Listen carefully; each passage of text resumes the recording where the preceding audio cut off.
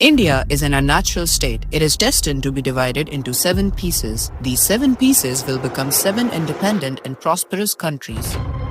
Pakistan had already separated from India in 1947. Kashmir is occupied by India through brute force. Kashmir will gain freedom from India despite all the oppression and cruelty. All these tactics of India have failed in the state. This Muslim majority state will become a part of Pakistan.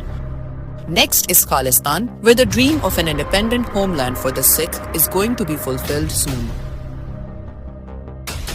The Tamil region located in the south of India has never been a part of India historically. And due to the exploitative policies of the Indian central government, the people of this region are fed up. They will be able to preserve their history, culture and language by forming a separate country. And this new country will be Dravida Nadu. The people of Bengal never accepted the imperialist trick of dividing Bengal. The Brahmin racists of North India always look down on Bengalis, and the brave Bengalis want eternal freedom from this hatred, and the new state will be Greater Bengal.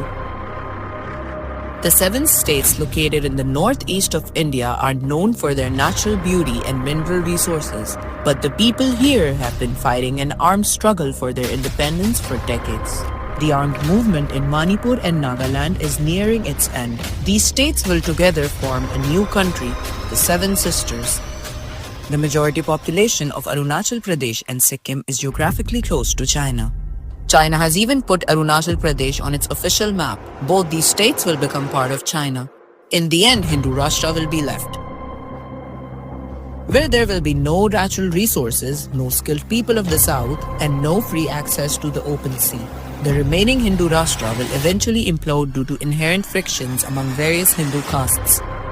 Surely, this unnatural state will be divided into parts. All the new independent countries formed will collaborate to shape a better and prosperous future for their people.